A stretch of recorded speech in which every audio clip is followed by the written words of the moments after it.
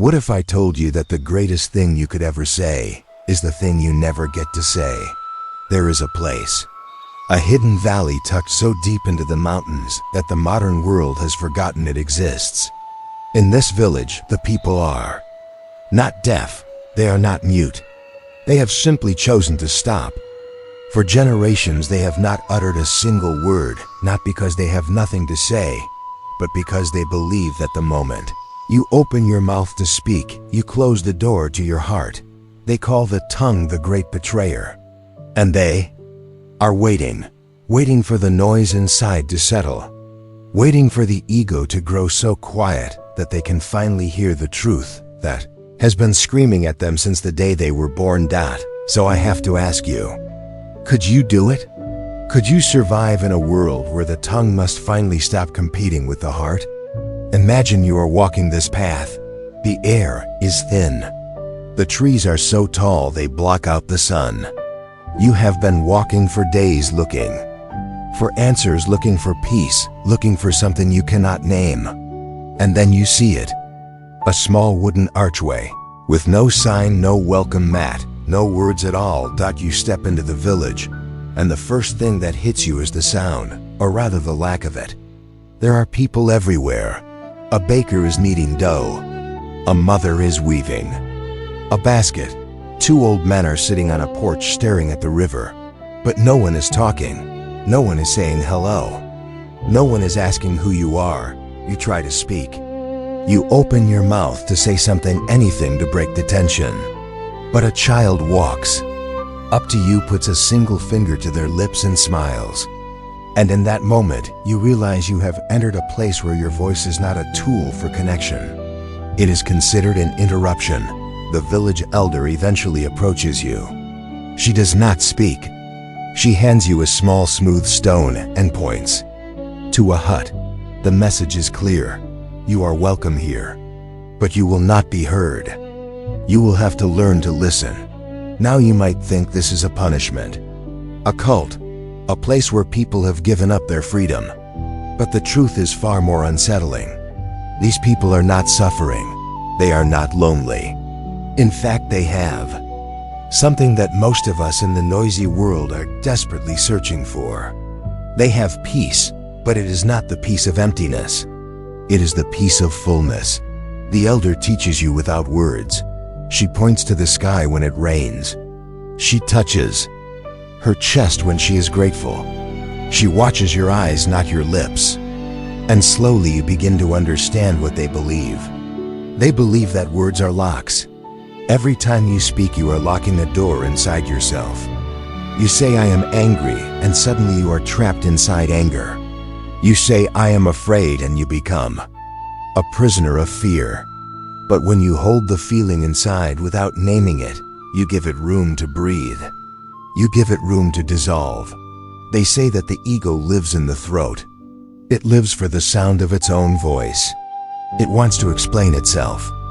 It wants to defend itself. It wants to prove it exists. But when you take away its voice, the ego has nothing to hold on to. It starves. And when the ego finally falls silent, what remains is not emptiness. What remains is the heart. You try to adapt. But it is harder than you ever imagined. The first few days are agony. Every thought that rises up in your mind begs to be spoken. You see a beautiful sunrise and your throat tightens because you want to say it is beautiful. You see someone being rude and your fists clench because you want to defend yourself. You feel lonely and your mouth aches to ask for company, but you cannot. And so you are forced to sit with these feelings. Not running from them, not explaining them away, not venting them into the air, just sitting. And something strange begins to happen. The sunrise you wanted to describe, when you do not speak about it, the beauty does not fade. It sinks deeper into your bones. The insult you wanted to fight, when you do not react, the anger passes like a cloud. And the loneliness, when you do not fill it with chatter, you realize it is not loneliness at all. It is simply space. Space for you to finally meet yourself. One night, you are sitting by the river. The water is running fast and loud. And for the first time in your life, you are not thinking about what to say next.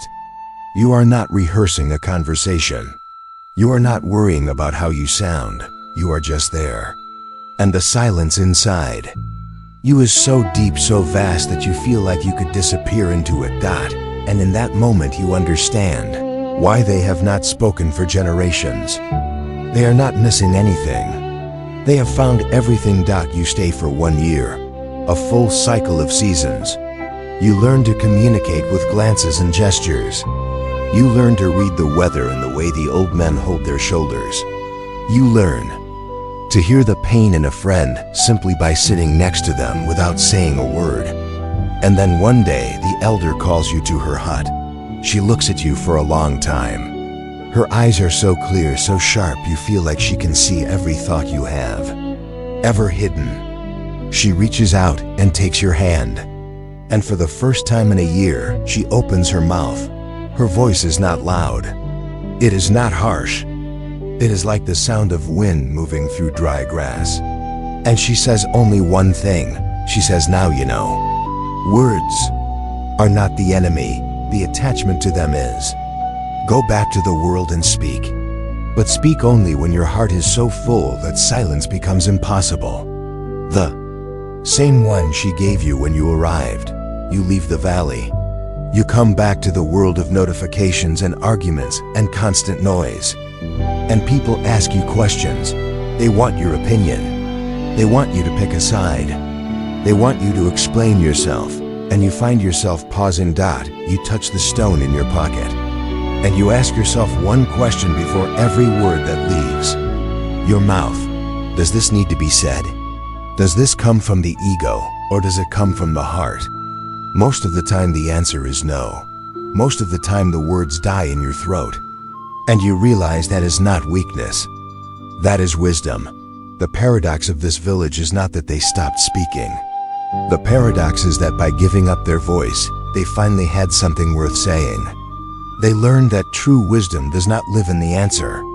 It lives in the space between the question and the response. It lives in the silence where the ego cannot survive. So here's the challenge for you. You do not need to move to a hidden valley. You do not need to take a vow of silence. But for one day, just one day, try to pause before every word. Ask yourself if your voice is competing with your heart, and see what happens. You might find that when you stop trying to be heard, you finally start to hear what matters. And maybe you will discover that the secret to absolute wisdom was never about finding the right words. It was about knowing when to let them go. Thank you.